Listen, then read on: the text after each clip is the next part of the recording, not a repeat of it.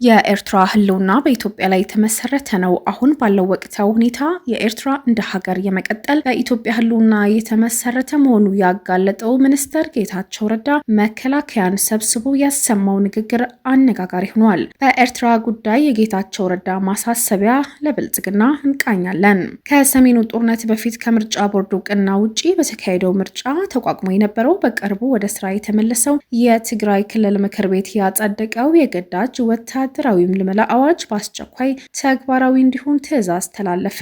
የሶማሊላንድ መንግስት በግዛቲቱ ውስጥ የሚኖሩ ሁሉም ሰነድ አልባ የውጭ ዜጎች በ10 ቀናት ውስጥ እንዲወጡ ትዕዛዝ አስተላልፈዋል። የአሜሪካ አምባሳደር የመቀሌ ጉዞ ተሰረዘበት። 230 ታጣቂዎች ተደመሰሱ። መከላከያ ደመሰስኩ ያላቸው ታጣቂዎች በተመለከተ ጀነራሉ ስለ አዲሱ የጦርነት ዝግጅት ይፋ አድርገዋል። ታጣቂ ኃይሎችም ጦር የሚያነሳሳ ጥያቄ የላቸውም ያሉት አቶ ግርማይ ሰይፉ እንደምን ቆይታችኋል? የጎልጎል ሚዲያ ተከታታዮች ለዛሬ ወቅታዊ መረጃዎች ይዘን ብቅ ብለናል። ቻናላችን ላይክ፣ ሼር፣ ሰብስክራይብ በማድረግ ይከታተሉን። ዝርዝሩን እናስቃኛችሁ።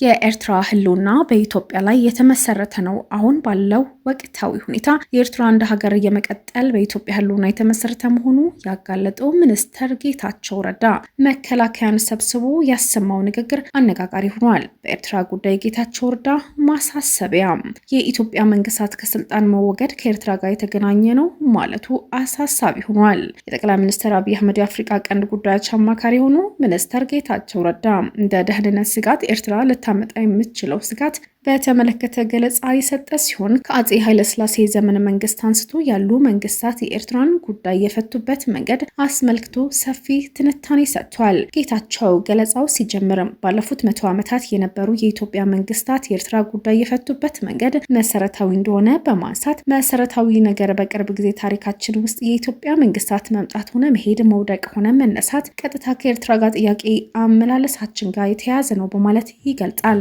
የአጼ ኃይለሥላሴ መንግስት የኤርትራን ጥያቄ ለመፍታት የሄደበት መንገድ ለውድቀታቸው የራሱ አስተዋጽኦ አድርጓል። በተመሳሳይ የደርግ መንግስት የኤርትራን ጥያቄ ለመፍታት የወሰደው እርምጃ ለውድቀቱ ትልቅ አስተዋጽኦ ያደረገ ሲሆን የኢህአዴግ መንግስት የኤርትራን ግንኙነት በተመለከተ የተከተለው አካሄድ ለውድቀት ትልቅ ሚና ተጫውቷል ሲልም አብራርተዋል። በእንዲህ መልኩ በኃይለሥላሴ እስከ ኢህአዴግ መንግስታት በኤርትራ ጉዳይ የያዙት አቋም በስፋት ያብራሩ ጌታቸው አሁንም የኤርትራ ጉዳይ የሚያዝበት መንገድ እጅግ ወሳኝ እንደሆነ አሳስበዋል።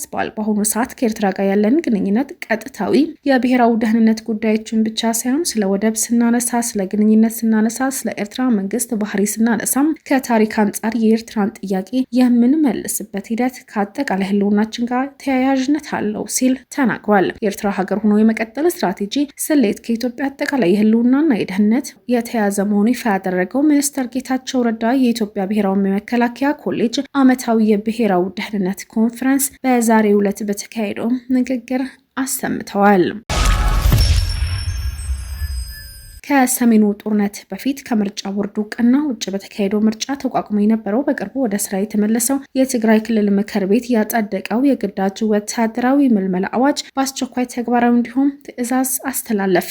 የምክር ቤቱ አፈ ጉባኤ ናቸው የተባሉት እንደተናገሩት ዛሬ ሰኔ 17 ቀን በጻፉት ደብዳቤ አዋጁ በክልሉ ነጋሪት ጋዜጣ ታትሞ እስኪወጣ ድረስ የክልሉ የፍትህ አካላት በጊዜያዊነት እየሰሩበት እንዲቆዩ አዟል። ደብዳቤው ለክልሉ ጠቅላይ ፍርድ ቤትና ለክልሉ ፖሊስ ኮሚሽን ግልባጭ ተደርጓል። ሁማን ራይትስ ዎች የትግራይ ባለስልጣን አዋጁን እንዲያነሱ ሰሞኑን መጠየቁ የሚታወስ ሲሆን ዶክተር ደብረጽዮን ገብረ ሚካኤል የሚመሩት ወታደራዊ ጉዳዮች የበላይ የሚመራው ይህ አዋጅ ያስፈጽማል ተብሎ የሚጠበቅ ማዕከላዊ የጸጥታ እዝ መቋቋሙ ታውቋል። የሶማሊላንድ መንግስት በግዛቲቱ ውስጥ የሚኖሩ ሁሉም ሰነድ አልባ የውጭ ዜጎች በ10 ቀናት ውስጥ እንዲወጡ አዘዘ። ውሳኔው ጸጥታ መረጋጋት ለማስፈን ሲባል የተወሰደ መሆኑ የግዛቲቱ የሀገር ውስጥ ጉዳይ ሚኒስቴር ባለስልጣናት ገልጸዋል። ግዛቲቱ ዓለም አቀፍ ትኩረት ኢንቨስትመንት እየሳበች መሆኗ የገለጹት ባለስልጣናት በዚህ ምክንያት ጸጥታ መረጋጋት ቅድሚያ የሚሰጠው ጉዳይ መሆኑ የተናገሩ ናቸው። ሆኖም ዜጎች ሰነድ አልባ በሆኑ የውጭ ዜጎች ላይ በራሳቸው ተነሳሽነት አንዳች እርምጃ እንዳይወስዱ ባለስልጣናቱም አስጠንቅቀዋል። የአሜሪካው አምባሳደር የመቀሌ ጉዞ ተሰረዘ። በኢትዮጵያ የአሜሪካ አምባሳደር ኤርቪን ማሲንጋ በዛሬው ዕለት ወደ መቀሌ ሊያደርጉት የነበሩት ጉዞ መሰረዙ ተሰምተዋል። ህወሓት የጸጥታ ኃላፊነት አልወስድም በማለቱ መሰረዙ የታወቀ ሲሆን በኤርቪን ማሲንጋ የሚመራው የአሜሪካ ዲፕሎማቶች ልዑክ ለዛሬ የነበረው የጉዞ መርሃ ግብር ወደ ነገ አርብ መዘዋወሩም ተነግሯል። አምባሳደሩ የዛሬ ጉዞ የተሰረዘው ህወሓት ለጸጥታ ኃላፊነት አልወስድም በማለቱ እንደሆነ ለጉዳዩ ቅርበት ያላቸው ምንጮች ይናገራሉ። እነዚህ ቅርብ ምንጮች እንደሚሉት ዶክተር ደብረጽዮን ቡድን አምባሳደሩ ከጀነራል ታደሰ ወረደ ጋር ለመገናኘት የያዘው መርሃ ግብር የጸጥታ ኃላፊነት አንወስድም የሚል ምክንያት ያቀረቡ ሲሆኑ ይህንን የተናገሩበት ዋነኛ ምክንያት ደግሞ አምባሳደሩ ፕሬዝዳንት ተብሎ ከሚጠራው ከጀነራል ታደሰ ወረደ ጋር ከተገናኘ የቅቡልነት ጥያቄ እንዳያነሳ የማድረግ ያለመ ነው ተብሏል። 230 ታጣቂዎች ተደመሰሱ። መከላከያ ደመሰስኩ ያላቸው ታጣቂዎች በተመለከተ በአማራ ክልል ጎጃምና ደቡብ ጎንደር ዞኖች በተካሄደው ዘመቻዎች 230 የፋኖ ታጣቂዎች መደምሰሳቸው መከላከያ ሰራዊት አስታወቀ። የምስራቅ እዝ ትናንትና ባወጣው መግለጫ በተለይ ከሰኔ 10 እስከ ሰኔ 16 ቀን ከሰሜን ጎጃም፣ በምዕራብ ጎጃም፣ በአዊና በደቡብ ጎንደር ዞኖች በተካሄደው ዘመቻዎች 230 ታጣቂዎች መደምሰሳቸው ይፋ አድርጓል። እዙ እንዳለው ኃይሎቹ ከክልሉ የጸጥታ አካላት ጋር በመቀናጀት ታጣቂዎች በሚወሸቁባቸው ጥሻዎችና ጫካዎች የማጽዳት ዘመቻ አካሂደናል ያሉ ሲሆን በመግለጫው መሰረት በዘመቻው ፒኬኤም፣ መትረየስ፣ ክላሽና የቃታ መሳሪያ፣ ሽጉጥ፣ የድሽቃ አፈሙዝ፣ የድሽቃ ጥይትና የፒኬኤም መትረየስ ጥይት፣ የክላሽ ጥይትና ሌሎች የጦር መሳሪያዎችና የውጊያ ቁሳቁሶች እንዲሁም የሎጂስቲክ ንብረቶች በቁጥጥር ስር መዋሉን ይፋ አድርገዋል። ጀነራሉ ስለ አዲሱ የጦርነት ዝግጅት ይፋ አደረጉ። ጀነራሉ በህወሓት የተጠነሰሰው ያሉት አዲሱ የሀገር ውስጥና የውጭ ኃይሎች የጦርነት ዝግጅት አድርገዋል።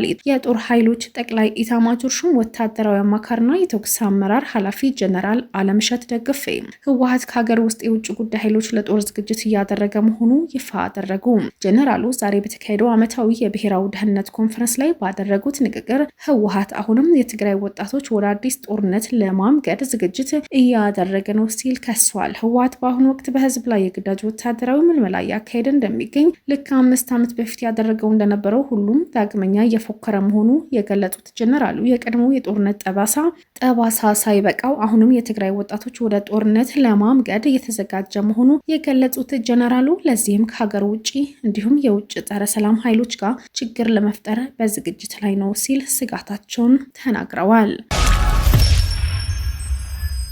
ታጣቂ ኃይሎች ጦር የሚያስነሳ ጥያቄ የላቸውም ያሉት አቶ ግርማ ሰይፉ ራሳቸው የደሴቲቱ ነዋሪ እያሉ የሚጠሩት የኢዜማ ከፍተኛ አመራር አቶ ግርማ ሰይፉ ከሪፖርተር ጋር በነበራቸው ቆይታ ሰፋ ያለ አርዕስቶችን አንስተዋል። ምንድን ያሉት ታጣቂ